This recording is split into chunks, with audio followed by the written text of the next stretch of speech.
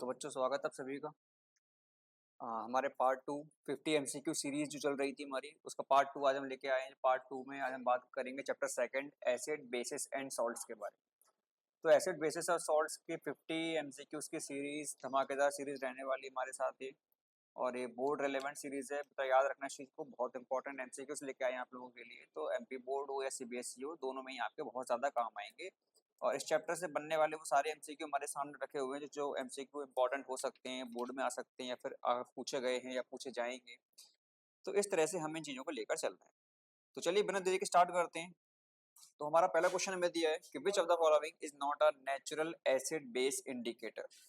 Which of the following is not a natural acid base indicator. इनमें से कौन सा नेचुरल इनमें से कौन सा नेचुरल एसिड बेस इंडिकेटर नहीं है। मतलब कि हमें ये बताना है कि एक तो होते हैं इंडिकेटर्स जो हमें बताते हैं कि एसिड और बेस क्या होती है, लेकिन हमें ये बताना है कि नेचुरल नहीं होना चाहिए। नेचुरल नहीं होना चाहिए मतलब कि फिर बचा क्या, कि फिर तो बचा सिंथेटिक या फिर मैनमेड। तो अगर सिंथेटिक या मैनमेड बचा है, इट मींस हम क्या बताएंगे कि इनमें से कौन सा सिंथेटिक या फिर मैनमेड है।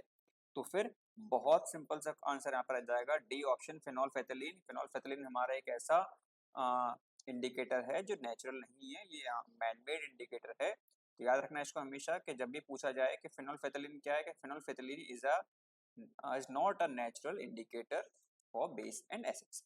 तो चलिए बहुत अच्छे। Question number two, which observation confirms that a substance is an olfactory indicator.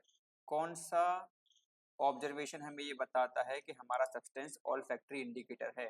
तो हमारा सब्सटेंस ऑल्फैक्टरी इंडिकेटर है या नहीं, तो सबसे पहले तो ये जान लो ऑल्फैक्टरी होता क्या है। तो बेटा ऑल्फैक्टरी मतलब होता है वो चीज जो हमारी स्मेल से जुड़ी हुई हो। किससे जुड़ी हुई हो, कि स्मेल से, मतलब जिसको हम सूंघ सकें, स्मेल कर सकें। तो ऐसा तो हम सिर्फ कहाँ करते हैं सर, ऐसा तो हम सिर्फ नोज में करते हैं। तो ऐसा अगर हम सिर्फ नोज में करते हैं तो कौन सा ऑब्जर्वेशन आएगा, क्या कलर का आएगा, क्या कलर हम नोज से देखते हैं कि नहीं। क्या ओडर, ओडर मतलब स्मेल के बिल्कुल, गैस के नहीं, और टेम्परेचर तो ये भी नहीं। तो हमारा ऑप्शन हो जाएगा ऑप्शन बी, ओडर चेंज। जो ओडर का चेंज होना होता है उसको हम कैसे देखेंगे, तो ओडर का चेंज होना मतलब स्मेल का चेंज होना, it means it is a olfactory indicator. कोई डाउट बेटा, बहुत अच्छी चीज है, बहुत बढ़िया। क्वेश्चन नंबर थर्ड पे आते हैं, the blue green solution. The blue green solution formed when copper oxide reacts with dilute HCl। वो ब्लू ग्रीन सॉल्यूशन जो कॉपर ऑक्साइड बनाता है, या फिर हम ये कहें कि जो कॉपर ऑक्साइड डाइल्यूट HCl से रिएक्ट करेगी तो क्या बनेगा। तो इसका बहुत सिंपल सा आंसर है, यहाँ पर हम बनेगा कॉपर क्लोराइड। जब भी कॉपर ऑक्साइड डाइल्यूट HCl से रिएक्ट करेगी तो वो कॉपर क्लोराइड यहाँ पर बनाएगी। और कॉपर क्लोराइड क्या है कि CuCl2, CuCl2 कॉपर क्लोराइड। बहुत बढ़िया। अगला क्वेश्चन दिया है कि metallic oxides are basic because they. Metallic oxides basic होती हैं क्यों, क्योंकि बताइए क्यों मेटेलिक ऑक्साइड्स हमारी बेसिक होती हैं। तो मेटेलिक ऑक्साइड्स के बेसिक होने का जो मेन रीजन है वो बेटा ये है कि हम, या फिर याद रखना हमेशा इस चीज को, कि मेटेलिक ऑक्साइड बेसिक होती है क्योंकि क्या करती हैं, क्योंकि ये सॉल्ट बनाती हैं। क्या बनाती हैं, सॉल्ट। कि जब भी सॉल्ट बनाएंगी और इसके साथ साथ एसिड, वाटर विथ एसिड, इसके साथ साथ वाटर विथ एसिड। कोई डाउट, तो बहुत बढ़िया। क्वेश्चन नंबर 5 पे आते हैं कि which gas turns lime water milky. कौन सी गैस लाइम वाटर को मिल्की बना देती है। तो बेटा इससे बहुत अच्छा क्वेश्चन यहाँ पर निकल के आया, और ये याद रखना कि ये जो क्वेश्चन है, ये क्वेश्चन आपका रिलेट करेगा कहीं ना कहीं चैप्टर नंबर सही से 5 या 9 को। ये आपका बायोलॉजी का चैप्टर जो है, तो बायोलॉजी चैप्टर आपका लाइफ प्रोसेस। तो याद रखना लाइफ प्रोसेस वाले चैप्टर में भी आपको ये एक्टिविटी दी गई है। इस एक्टिविटी में बताया गया है कि अगर हम किसी लाइम वाटर में फूंकते हैं, फूंकने के साथ साथ या फिर उसमें हम किसी सिरिंज के द्वारा हवा पहुंचाते हैं, तो वाटर, वो जो हमारा लाइम वाटर होता है वो मिल्की टेक्सचर में कन्वर्ट हो जाता है, मिल्की टेक्सचर में। तो वो किसकी वजह से, तो वो बेटा होता है हमारी कार्बन डाइऑक्साइड गैस CO2 की वजह से। क्योंकि CO2 गैस जैसे ही लाइम वाटर के साथ मिलेगी, तो लाइम वाटर के साथ मिलने पर वो CaOH का होल ट्वाइस, तो क्या बना देगी, Ca होल ट्वाइस, हाँ CaOH का होल ट्वाइस। और ये हमारा एक मिल्की टेक्सचर में बनाता है। क्या बनाएगा, कि सर ये एक मिल्की टेक्सचर बनाएगा, इसीलिए हम मानते हैं कि लाइम वाटर को मिल्की में कन्वर्ट करने के लिए CO2 गैस रिस्पॉन्सिबल है। ठीक है, बहुत अच्छे। चलिए कोई बात नहीं, बढ़िया। अगला क्वेश्चन पे आते हैं। अगला क्वेश्चन दिया है कि इन NaHCO3 प्लस HCl, अगर हम NaHCO3 की रिएक्शन HCl से करवाते हैं तो हमें NaCl मिल रहा है, हमें CO2 मिल रहा है, हमें H2O मिल रहा है। बोल रहा है कि यहाँ पर बताओ NaHCO3 किसकी तरह काम करेगा। NaHCO3 क्या है, तो याद रखना हमेशा NaHCO3 आपका एक वीक बेस है। क्या है सर, एक वीक बेस है। क्या है, एक वीक बेस। बहुत बढ़िया। Question number 7, HCl shows acidity only in water because it HCl shows acidity only in water। HCl पानी में एसिडिटी शो करता है, क्यों बताइए। HCl पानी में एसिडिटी क्यों शो करता है, तो याद रखना बेटा हमेशा, क्योंकि ये H पॉजिटिव आयन बनाता है। क्या बनाता है, H पॉजिटिव आयन। तो बेटा आपको याद होगा, हमने बताया भी था कि जो एसिड्स होते हैं वो acids H positive ion release करते हैं और बेस हमारा जो होता है वो OH नेगेटिव आयन रिलीज करता है। इसलिए इस क्वेश्चन का आंसर हो जाएगा option A, produces H positive ions. चलिए, which will not conduct electricity, क्या इनमें से दिए गए ऑप्शंस में से इलेक्ट्रिसिटी को कंडक्ट नहीं करेंगे, या फिर हम ये बोल दें कि वो एक गुड कंडक्टर नहीं है।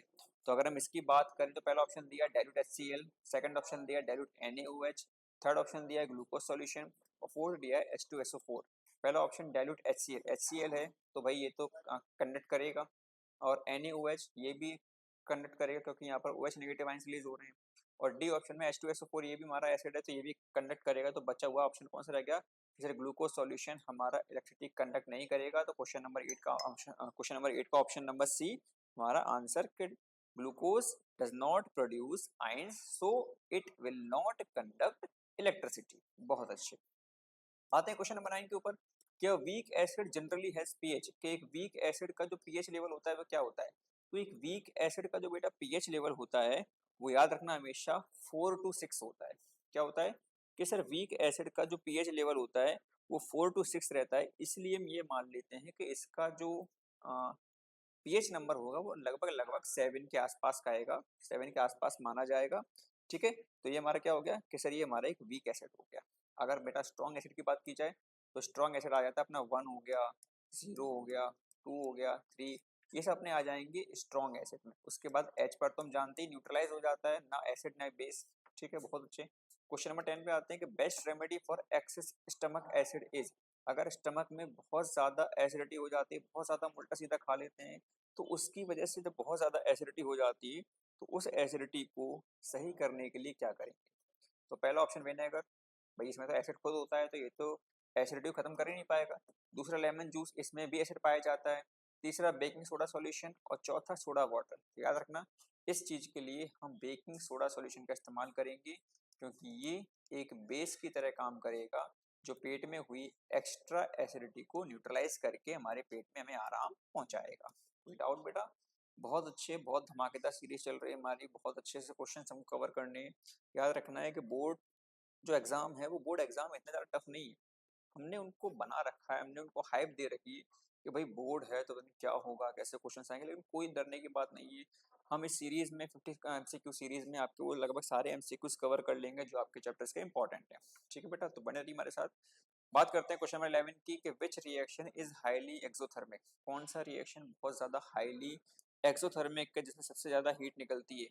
तो पहला में दिया गया एसिड एंड वाटर, दूसरा न्यूट्रलाइजेशन, तीसरा हीटिंग NaHCO3 और डी हमें दिया गया NaOH प्लस सॉल्ट। तो यहाँ पर बेटा याद रखना हमेशा कि जब भी आप एसिड को पानी से मिलाओगे या एसिड में पानी मिलाओगे तो उसमें एक बहुत high amount of heat release होता है। तो इसलिए हमारा इसका ऑप्शन हो जाएगा option A, acid and water will release high amount of heat, hence it is a exothermic reaction। चलिए क्वेश्चन नंबर 12 पे आते हैं। क्या दिया है कि methyl orange turns yellow in, methyl orange yellow में बदल जाता है, अपना कलर चेंज करके येलो बन जाता है, ऐसा क्यों। तो बेटा ऐसा तब होता है जब हम क्या करते हैं, जब हम सोडियम हाइड्रोक्साइड लें NaOH, हम अगर NaOH की बात करें तो NaOH में मिथाइल ऑरेंज येलो बन जाएगा। क्यों, because NaOH is a base. क्या है, कि NaOH बेस है जिसकी वजह से मिथाइल ऑरेंज अपना कलर चेंज करके येलो में बदल जाता है। बहुत अच्छे। अगला क्वेश्चन दिया है 13th वाला, strong acids are those which. Strong acids क्या होती हैं? तो हम जानते हैं स्ट्रॉन्ग एसिड्स वो होती हैं, क्या होती हैं बेटा? कि सर आपने बताया था हमें स्ट्रॉन्ग एसिड्स वो होती हैं जो कंप्लीटली आयोनाइज हो जाएं। तो मतलब कि स्ट्रॉन्ग एसिड क्या, कि स्ट्रॉन्ग एसिड वो जो कंप्लीटली आयोनाइज हो जाएं तो उसको हम क्या बोलते हैं? कि सर उसको हम स्ट्रॉन्ग एसिड बोलते हैं। तो इसका मतलब ऑप्शन नंबर बी हमारा कि फुल्ली आयोनाइज, तो इसको हम क्या बोलेंगे? स्ट्रॉन्ग एसिड बोलेंगे। चलिए क्वेश्चन नंबर 14 में दिया गया है कि vigorous fizzing with HCl, vigorous fizzing with HCl occurs in. HCl के साथ जो विगरस फिजिंग होती है वो किसके साथ अकर होगी, किसमें अकर होगी? याद रखना हमेशा कि मैग्नीशियम जब HCl से रिएक्ट करता है, हमें ऑप्शन ए पहले ही दिया था कि मैग्नीशियम रिबन दिया है, मैग्नीशियम रिबन में क्या होता है? सर मैग्नीशियम होता है। तो मैग्नीशियम जब भी HCl से रिएक्ट करेगा तो वो बहुत विगरसली रिएक्ट करेगा, बहुत विगरसली रिएक्ट करेगा। इसलिए हमारा ऑप्शन ए पहले ऑप्शन में मिल चुका आंसर के प्रति कि MG रिबन, मैग्नीशियम रिबन हमारा यहाँ पर आंसर हो जाएगा। क्वेश्चन नंबर 15 हमें दिया गया है कि base soluble in water is called, कि एक बेस जो वाटर में सॉल्युबल हो जाए, एक बेस जो वाटर में सॉल्युबल हो जाए उसे क्या बोलते हैं? तो पहला हमें दिया ऑप्शन न्यूट्रल, दूसरा ऑप्शन दिया एल्कली, तीसरा ऑप्शन दिया है एम्फोटेरिक, चौथा दिया है हमें मेटलिक बेस। तो न्यूट्रल एल्कली, एम्फोटेरिक और मेटलिक, ये दोनों ही में अगर हम इन तीनों चारों में अगर हम बात करें तो जो बेस हमारा होता है वो बेस वाटर में जब सॉल्युबल होता है तो उसको हम बोलते हैं एल्कली। वो बेस जो जब वाटर में सॉल्युबल हो जाए या वाटर में घुल जाए उसको हम क्या बोलेंगे? सर उसको हम बोलेंगे एल्कली। क्या बोलेंगे? एल्कली। क्वेश्चन नंबर 16 पे आते हैं कि excess CO2 in lime water causes, lime water क्या? इस लाइम वाटर में अभी आपने बताया था कि जब भी लाइम वाटर में एक्सेस CO2 या फिर CO2 मिलाओगे तो वो मिल्की टेक्सचर में कन्वर्ट हो जाएगा। तो क्वेश्चन नंबर 16 का जो हमारा ऑप्शन होगा क्या होगा? कि यहाँ पर प्रेसिपिटेट का डिसॉल्यूशन होगा। क्या होगा? कि यहाँ पर प्रेसिपिटेट का डिसॉल्यूशन होगा और वो यहाँ पर बाइकार्बोनेट बनाएंगे। क्या बनाएंगे? कि सर यहाँ पर वो बाइकार्बोनेट का फॉर्मेशन करेंगे और बाइकार्बोनेट के फॉर्मेशन की वजह से हम कह सकते हैं कि जब भी हमारा CO2 में या फिर हम कहें हमारे लाइम वाटर में हम CO2 को मिक्स करेंगे तो हमें उसका जो सॉल्यूशन देखने को मिलेगा वो एक मिल्की टेक्सचर या फिर एक मिल्की सॉल्यूशन देखने को यहाँ पर मिलेगा। तो ये था हमारा option number B question number 16 का। चलिए 17 पे आते हैं। 17 में हमें दिया गया है कि product of NaOH plus zinc, sodium hydroxide और जिंक को जब रिएक्ट करवाओगे तो क्या होगा? तो हमने देखा है कि इस रिएक्शन में क्या देखने को मिल रहा है कि इस रिएक्शन में सर हमें देखने को मिल रहा है कि NaOH एक कंपाउंड है, NaOH एक कंपाउंड, जिंक एक एलिमेंट है। एक कंपाउंड और एलिमेंट की जब रिएक्शन होती है तो उस रिएक्शन को हम डिस्प्लेसमेंट रिएक्शन बोलेंगे। क्या बोलेंगे? कि सर उस रिएक्शन को डिस्प्लेसमेंट रिएक्शन बोला जाएगा। और डिस्प्लेसमेंट रिएक्शन हो रही है इसका मतलब क्या हो रहा है? कि इसका मतलब सर कोई एक एलिमेंट दूसरे एलिमेंट को अपनी जगह से हटा देगा। तो यहाँ पर हमारा जो सोडियम हाइड्रोक्साइड है और जिंक जब रिएक्ट करेंगे तो यहाँ पर सोडियम जिंकेट बनाएंगे। क्या बनाएंगे? सर यहाँ पे सोडियम जिंकेट बनाएंगे। क्वेश्चन नंबर 17 का हमारा बी ऑप्शन हो जाएगा कि NaOH plus zinc will form sodium zincate as their product. चलिए बहुत अच्छे। क्वेश्चन नंबर 18 पे हम आते हैं। तो क्वेश्चन नंबर 18 हमें दिया गया है कि highest H positive concentration is at pH, कि पीएच वैल्यू में जो हाईएस्ट H पॉजिटिव कंसंट्रेशन होता है वो कहाँ होता है?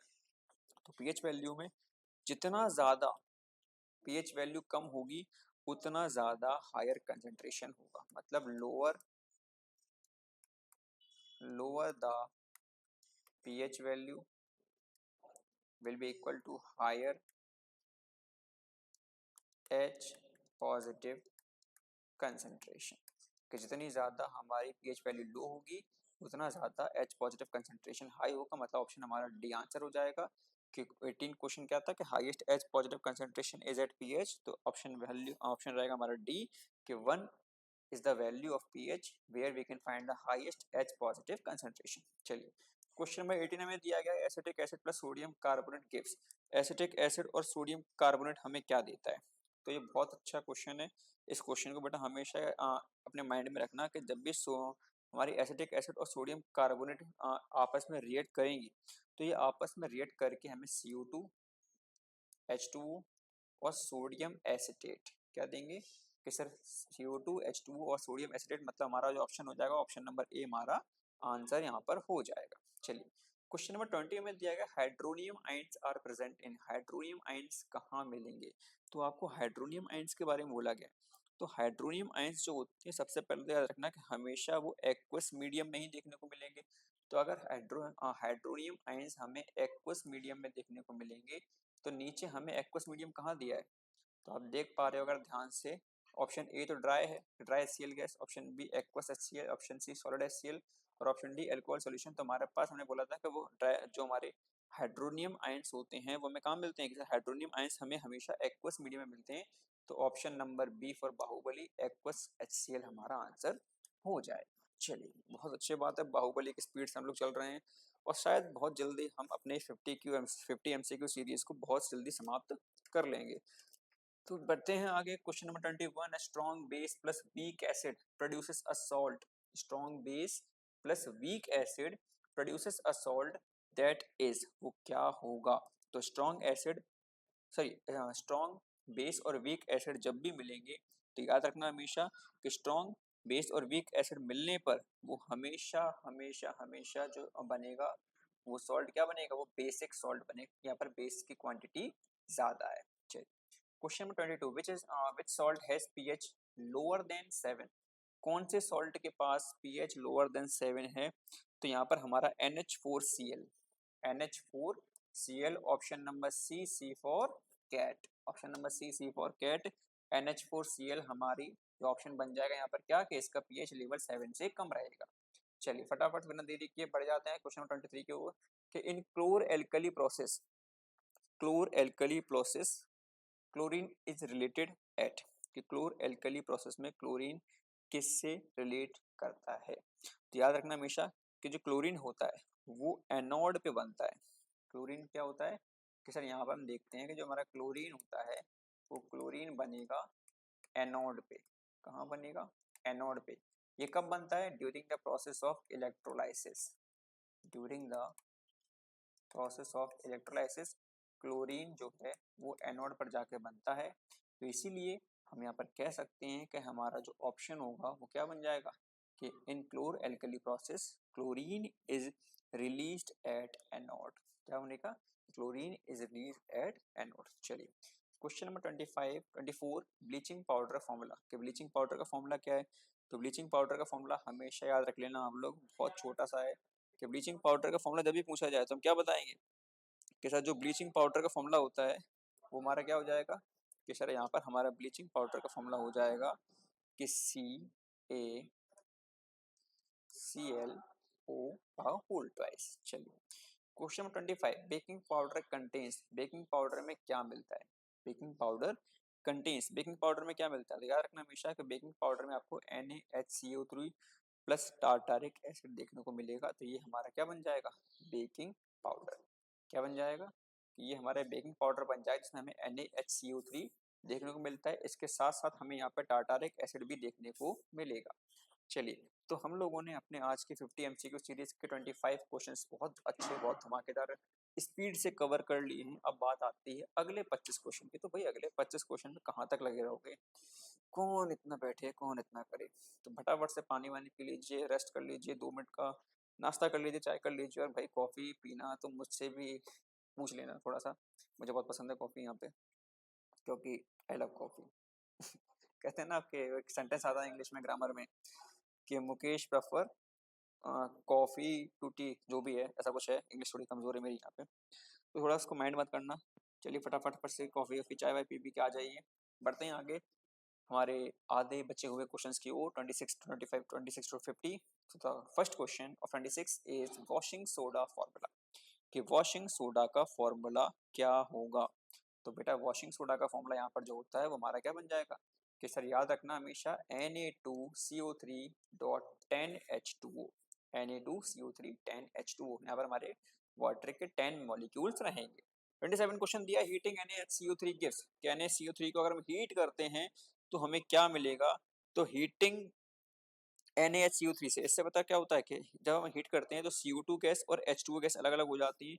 इससे हमें क्या मिलता है कि NaHCO3 को जब हीट करेंगे तो CO2 गैस और H2O गैस अलग हो जाती है और Na2CO3 हमारा अलग हो जाएगा। तो ये हमारा option number B for Baahubali हमारा आंसर हो जाएगा क्वेश्चन नंबर 27 का।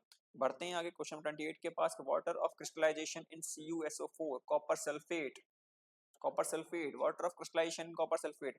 ये कॉपर सल्फेट में वाटर ऑफ क्रिस्टलाइजेशन क्या है, कितने वाटर मॉलिक्यूल्स हैं, तो भाई हमें साफ साफ दिख रहा है यहाँ पर क्या लिखा हुआ है 5H2O, 5 मॉलिक्यूल्स हैं वाटर के। कितने मॉलिक्यूल्स हैं, 5 molecules. C for Katrina Kaif, हमारा आंसर हो जाएगा C for Katrina Kaif. 5 molecules of water are there in copper sulphate solution.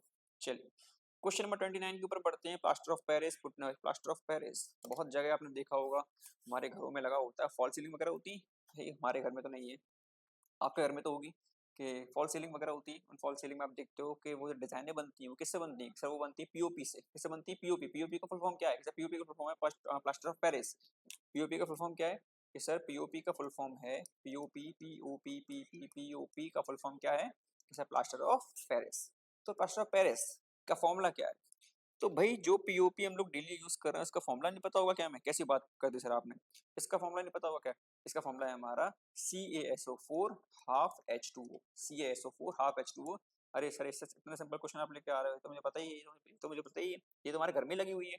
तो क्या तो क्या हमें पता नहीं होगा, तो बिल्कुल बेटा बहुत से ऐसे रामू का कायम बैठे होंगे जिनको नहीं पता होगा क्या होता है इसका फॉर्मूला। फिर भी हम बता देंगे। क्वेश्चन नंबर 13 पे आते हैं। 30 क्वेश्चन में दिया गया हार्डेस्ट सब्सटेंस हमारी बॉडी में, हमारी बॉडी में सबसे हार्ड सब्सटेंस क्या होता है, तो हमारी बॉडी में सबसे हार्ड सब्सटेंस जो होता है वो हमारा एनेमल। क्या होता है, एनेमल हमारी बॉडी का सबसे हार्ड सब्सटेंस है। क्योंकि क्योंकि क्योंकि क्योंकि क्योंकि क्योंकि क्योंकि क्यों होगा, याद रखना बेटा हमेशा कि ये हमारे टूथ में या फिर बगल कैविटी में पाया जाता है। Question number 31, pH of river water decreases due to, river water का पीएच लेवल घट जाता है क्यों, क्योंकि बेटा एसिड रेन जो होती है वो एसिड रेन वाटर रिवर के पीएच को गिरा देती है। नदी के पानी का जो पीएच लेवल होता है उसको गिराने का, उसको कम करने का जो सबसे बड़ा श्रेय, सबसे बड़ा योगदान जो है वो किसका है, किसका सबसे बड़ा योगदान है, V for Baahubali acid rain का। Option number B V for Baahubali हमारा ऑप्शन हो जाएगा एसिड रेन, कि एसिड रेन ही जिम्मेदार है पीएच को गिराने में, रिवर के पीएच को गिराने में कौन जिम्मेदार है, acid rain. Question number 32, milkman acids, milkman adds a little baking soda, milkman घोटाला कर रहा है, वो एसिड्स वो अपने दूध में बेकिंग सोडा मिला रहा है। क्यों मिला रहा है, क्योंकि सर मिल्कमैन ने जो घोटाला किया है वो घोटाला किस लिए किया है, सर मिल्कमैन ने घोटाला इसीलिए किया है जिससे कि जो हमारा पीएच लेवल है वो पीएच लेवल बढ़ जाए, पीएच लेवल बढ़ जाए। पीएच लेवल बढ़ जाएगा तो हमारा दूध जल्दी खराब नहीं होगा, इसीलिए मिल्कमैन उसमें बेकिंग सोडा मिला देते हैं। चलिए question number 33, plaster of Paris, POP में पानी मिलाएंगे तो क्या होगा, पीओपी में पानी मिलाएंगे तो क्या होगा, तो पीओपी में पानी मिलाएंगे तो हमें जिप्सम मिलेगी। क्या मिलेगी, किसे हमें जिप्सम मिलेगी, और it is a hard substance, कि हमें पानी में जब भी हम क्या मिलाएंगे पीओपी मिलाएंगे तो हमें जिप्सम मिलेगी, और जिप्सम एक बहुत हार्ड सब्सटेंस रहता है। चलिए question number 34, acid in nettle sting, acid in nettle sting is, तो याद रखना हमेशा नेटल स्टिंग में जो एसिड होती है वो मैथनोइक एसिड है। कौन सा एसिड, कि सर नेटल स्टिंग में हमें मैथनोइक एसिड देखने को मिलता है, इसलिए इसका option B for Baahubali correct answer हो जाएगा। चलिए क्वेश्चन नंबर 35, पीएच अराउंड 11, के 11 के अराउंड पीएच किससे मिल रहा है, तो अगर हम बात करें लेमन जूस की तो भाई लेमन जूस तो एसिड है, एसिडिक होता है क्योंकि इसका पीएच लेवल 7 से नीचे। अगर हम बात करें कॉफ़ी की, क्या कॉफ़ी हो सकता है, कि नहीं नहीं नहीं कॉफ़ी तो नहीं होगा। तो अगर हम बात करें सोडियम हाइड्रोक्साइड, कि हाँ ये बेस होता है, टोमेटो जूस के नहीं, टोमेटो जूस में भी एसिड होता है, तो sodium hydroxide is the only base जिसका पीएच अराउंड 11 रहेगा। चलिए हमारे आखिरी के 15 क्वेश्चन और 15 कदम की दूरी पर हमारी सीरीज, और 15 कदम की दूरी पर हमारी वो जीत, हमारी वो मंजिल के जब हम इस सीरीज को कंप्लीट कर लेंगे। चलिए बिना देरी किए आगे बढ़ते हैं। क्वेश्चन नंबर 36 के बेसिक सॉल्ट अमोंग दीज, नीचे दिए गए option, option number A NaNO3, option number B CuSO4, option number C Na2CO3 and option number D NH4Cl So the basic salt among these is, guess करो guess करो guess करो, and the options are A, B, C and D. guess करो फटाफट से क्या option होगा यहाँ पे। तो यहाँ पर हमारा ऑप्शन हो जाएगा Na2CO3। Na2CO3। अब कुछ बच्चे यहाँ पे कहेंगे सर मैंने तो आंसर दे दिया था। तो भाई तुमने आंसर दे दिया था, बहुत अच्छी बात है, लेकिन मैं जानता हूँ मेरे कई सारे लल्लू पंजू यहाँ पर बैठे हुए हैं जिन्हें आंसर नहीं दे पाया। चलिए question number 37, adding acid to water. कि एसिड वाटर में अगर हम मिलाते हैं, पानी में जब एसिड को मिलाया जाएगा तो क्या होगा, तो एसिड का डाइल्यूशन होगा। क्या होगा कि सर एसिड का डाइल्यूशन होगा, और एसिड के डाइल्यूशन से यहाँ पर हीट निकलेगी। तो क्या निकलेगी, हीट निकलेगी, और वो हीट हमारे मिक्सचर को गर्म कर देगी। तो option number B for Baahubali के हीट मिक्सचर, के adding acid to water heats mixture. यहाँ पर आपको काफी अमाउंट में हीट देखने को मिलेगी। क्वेश्चन नंबर 38 हमें दिया गया metals reacting with basis produces. कि मेटल जब बेस के साथ रिएक्ट करते हैं तो क्या बनाते हैं। तो याद रखना कि मेटल जब भी बेस के साथ रिएक्ट करेंगे तो यहाँ पर आपको H और H2 मतलब हाइड्रोजन आयंस निकलते हुए दिखाई देंगे, या फिर हम कहें कि हाइड्रोजन गैस आपको निकलती हुई यहाँ पर दिखाई देगी। क्वेश्चन नंबर 39 हमें दिया गया स्ट्रॉन्ग एल्कली हैज। कि स्ट्रॉन्ग एल्कली जो होता है, स्ट्रॉन्ग एल्कली में क्या होगा, कि हम जानते हैं कि सर आपने बताया था स्ट्रॉन्ग एल्कली मतलब, स्ट्रॉन्ग एल्कली मतलब यहाँ पर हम चीजों को रिलेट कर रहे हैं बेस के साथ। चीजों को हम किससे रिलेट कर रहे हैं, बेस के साथ। और बेस क्या करता है कि सर बेस जो होता है वो OH नेगेटिव आयंस को रिलीज करता है। तो अगर हमारा बेस स्ट्रॉन्ग है और बेस का काम है OH नेगेटिव आयन को रिलीज करना, तो क्वेश्चन नंबर 39 की स्ट्रॉन्ग एल्कली है, इसका ऑप्शन हो जाएगा ऑप्शन नंबर ए, हाई OH नेगेटिव आयंस। यहाँ पर OH नेगेटिव आयंस हमारे ज्यादा होंगे। क्वेश्चन नंबर 40 हमें दिया गया which is not an alkali. इनमें से कौन सा एल्कली नहीं है। एल्कली मतलब होता है बेस। तो क्या हमें ये पूछा गया कि इनमें से कौन सा बेस नहीं है, तो बिल्कुल यहाँ पर हमें ये पूछा गया कौन सा इनमें से बेस नहीं है। तो ऑप्शन नंबर सी हमारा आंसर हो जाएगा कि CuOH का whole twice is not a base. कि ये CuOH का होल ट्वाइस हमारा यहाँ पर बेस नहीं है। Question number 41, the salt forming alkaline solution. इनमें से नीचे दिए गए कौन सा सॉल्ट ऐसा है जो एल्कलाइन सॉल्यूशन बनाता है। तो हमारा जो एल्कलाइन सॉल्यूशन बनाता है उसका हम बहुत अच्छे से जानते हैं। यहाँ पर हमारा वो सॉल्ट है NaHCO3, sodium bicarbonate. Sodium bicarbonate. अच्छा, आप लोगों को याद है कि हमने ये बात पढ़ी थी क्लास में, कार्बोनेट क्या होता है, बाइकार्बोनेट क्या होता है। तो सर हाँ, हमें याद है, आपने बताया था। कार्बोनेट का मतलब होता है जहाँ पर हमारे कार्बन और दो, और मतलब एक कार्बन और तीन ऑक्सीजन के हमारे मॉलिक्यूल्स एटम्स हों। इसके बाद आपने बताया था बाइकार्बोनेट के बारे में, कि बाइकार्बोनेट में क्या था, कि बाइकार्बोनेट में एक कार्बन, एक हाइड्रोजन और तीन ऑक्सीजन के मॉलिक्यूल्स हैं, वो हमारे बन जाएंगे बाइकार्बोनेट। तो यहाँ पर हमारा ऑप्शन जो होगा, ऑप्शन नंबर क्या हो जाएगा, तो ऑप्शन नंबर ए, सोडियम बाइकार्बोनेट एक ऐसा सॉल्ट है जो एल्कलाइन सॉल्यूशन को बनाएगा। चलिए हम देखते हैं कि बुढ़ापे में हमारे दांत झड़ने लगते हैं। तो बुढ़ापे में आते आते हमारे दांत झड़ रहे हैं, दांत गिर रहे हैं, कई कई बच्चों के दांत पहले गिरने लगते हैं। उसका रीजन क्या है, तो बेटा उसका रीजन है ब्रश ना करना, सही टाइम पे ब्रश ना करना, गंदे खाना खाना, ज्यादा ऐसा खाना खाना जिसमें ज्यादा एसिड जिसमें ज्यादा एसिड पाई जाती है वो ज्यादा खाना। तो ज्यादा एसिड खाने से या ब्रश ना करने से हमारे दांत क्यों गिर जाएंगे, तो उसका रीजन है। उसका रीजन क्या है कि हम जब ब्रश नहीं करते हैं तो हमारे दांतों में जो भी हम खाना खाते हैं शाम को या रात को या सुबह, वो खाने में कहीं ना कहीं एसिड होता है। वो एसिड हमारे दांतों में लग जाता है। तो जब हमारे दांतों में वो एसिड लगा रह जाएगा तो एसिड क्या करता है कि सर एसिड हमारे दांतों को कमजोर करता है और उनको कमजोर करके तोड़ देता है, ब्रेक कर देता है।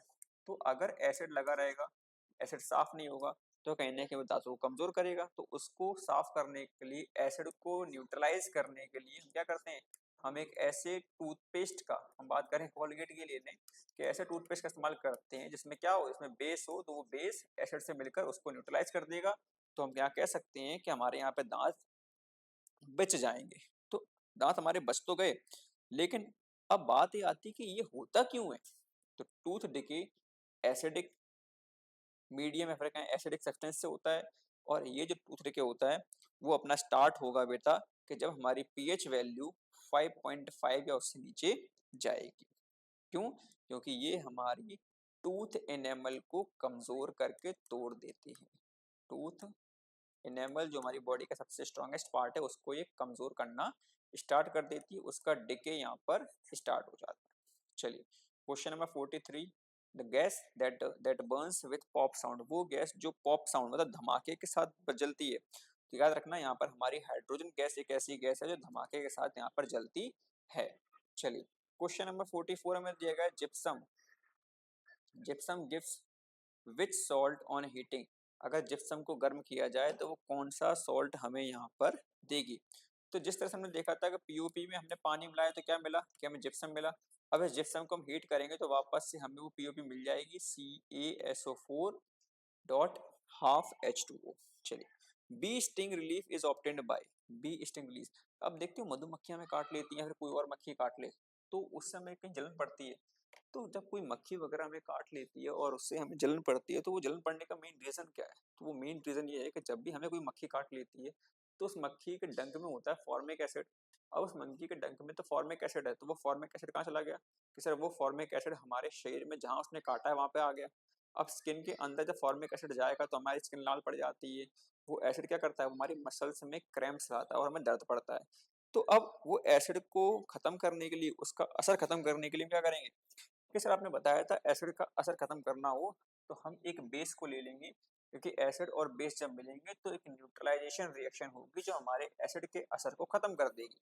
तो यहाँ पर हमारा option number B baking soda हम लेंगे, क्योंकि बेकिंग सोडा में एसिड एसिड नहीं बेस होता है और वो बेस हमारे एसिड को फॉर्मिक एसिड को खत्म कर देगा। चलिए हमारे लास्ट 5 क्वेश्चंस बचे हुए हैं, फिर हमारी इस धमाकेदार series part 2 the acid basis and salt 50 MCQ series खत्म हो जाएगी आज की। फिर आपसे मिलेंगे एक नई सीरीज, एक नई शुरुआत, एक नए चैप्टर के साथ। तो 46 क्वेश्चन है कि CO2 प्लस वाटर, पानी में अगर हम कार्बन डाइऑक्साइड को मिलाते हैं तो क्या होगा। तो पानी में कार्बन डाइऑक्साइड मिलाने पर हमें कार्बोनिक एसिड देखने को मिलेगी। तो हमारा B for Baahubali option number B answer हो जाएगा, H2CO3 carbonic acid. 47 farmer uses slaked lime when soil is, farmer slaked lime का इस्तेमाल करते हैं, फार्मर स्लिक्ड लाइम का इस्तेमाल करते हैं जब जमीन, जब जमीन कैसी हो, कि सर जब जमीन हमारी मिट्टी हमारी सूख जाती है तो वो स्लिक्ड लाइम का इस्तेमाल करते हैं, क्योंकि स्लिक्ड लाइम एसिडिक सॉइल को न्यूट्रलाइज कर देता है। क्या करेगा, कि सर स्लिक्ड लाइम एसिडिक सॉइल को न्यूट्रलाइज करने का काम करता है। इसलिए जो किसान होते हैं वो स्लिक्ड लाइम का इस्तेमाल कब करते हैं, जब हमारी मिट्टी सूख जाती है। लास्ट के 3 क्वेश्चन कि NaOH from brine is obtained by, sodium hydroxide जो होती है वो ब्राइन से कैसे ऑब्टेन की जाती है। तो सोडियम हाइड्रोक्साइड को ऑब्टेन करने के लिए जो हम मेथड इस्तेमाल करते हैं वो है हमारा क्लोर एल्कली प्रोसेस। तो क्लोर एल्कली प्रोसेस एक ऐसी प्रोसेस है जो हम ब्राइन से सोडियम हाइड्रोक्साइड को ऑब्टेन करने के लिए इस्तेमाल करेंगे। तो last second question, common name of CaClO का होल ट्वाइस, के CaClO का होल ट्वाइस जो है इसका कॉमन नेम क्या है, इसको हम क्या कॉमनली बुलाते हैं, इसको हम याद रखना हमेशा, इसको हम बोलते हैं ब्लीचिंग पाउडर। क्या बोलेंगे सर, इसको हम बोलते हैं ब्लीचिंग पाउडर। ये वो नहीं है निरमा वॉशिंग पाउडर कि पहले इस्तेमाल करो फिर विश्वास करो, निरमा था कि घड़ी था, कौन सा था जो भी था याद करना, उसको देख लेना। खैर वो हमारे याद करने की चीज़ें नहीं है, हमें तो याद करना है कि ब्लीचिंग पाउडर का फॉर्मूला क्या होता है कॉमन नेम, कि ब्लीचिंग पाउडर का जो केमिकल नेम होता है वो CaClO का होल ट्वाइस। चलिए लास्ट क्वेश्चन, क्वेश्चन 15 कि नेचुरल सॉल्ट अमोंग दीज, नीचे दिए गए सॉल्ट्स जो हैं उनमें से नेचुरल सॉल्ट कौन सा है। तो हमें 4 ऑप्शन दिए हैं, NaH4Cl, Na2CO3, NaCl और सोडियम बाइकार्बोनेट। इनमें से कौन सा हमारा नेचुरल सॉल्ट होगा। तो नेचुरल नहीं नहीं नहीं नहीं नहीं, हमें नेचुरल नहीं बोला गया, हमें न्यूट्रल बोला गया है। भाई नेचुरल की स्पेलिंग तो अलग होती है और लिखा है न्यूट्रल। सॉरी गलती से मिस्टेक हो गई, उस गलती से मिस्टेक के लिए हम बावरी तो नहीं बन सकते ना। तो क्या होगा, कैसा गलती से मिस्टेक को सुधार लो, सुधार के हम क्या करेंगे कि नेचुरल नहीं वो न्यूट्रल सॉल्ट है। क्या है कि सर वो न्यूट्रल सॉल्ट है। तो यहाँ पर क्या ऑप्शन हो जाएगा, तो option number C sodium chloride, क्या हो जाएगा कि सोडियम क्लोराइड हमारा आंसर हो जाएगा। Option number C sodium chloride. बहुत अच्छे, बहुत धमाकेदार बिगनिंग को हमने यहाँ पर समाप्त कर लिया है। हमारे 50 MCQs of question of chapter acid basis and salts यहाँ पर खत्म होते हैं। तो आज से याद रखना हमेशा कि पिछले जो हमारे चैप्टर का एमसीक्यूज थे उनको भी कवर करना है। इस चैप्टर के 50 एमसीक्यूज हो गए, इसको भी कवर करना है और बात करेंगे। कल मिलते हैं फिर से आपसे अगले चैप्टर के लिए, अगले सीरीज में चैप्टर थर्ड हम लेके आएंगे। यहाँ पर हम वहाँ पर हम फिर अगले 50 एमसीक्यू के बारे में बात करेंगे। लेकिन तब तक बने रहिए हमारे साथ, जुड़े रहिए वाइड व्यू अकेडमी के साथ और देखते रहिए wide view academy. Thank you.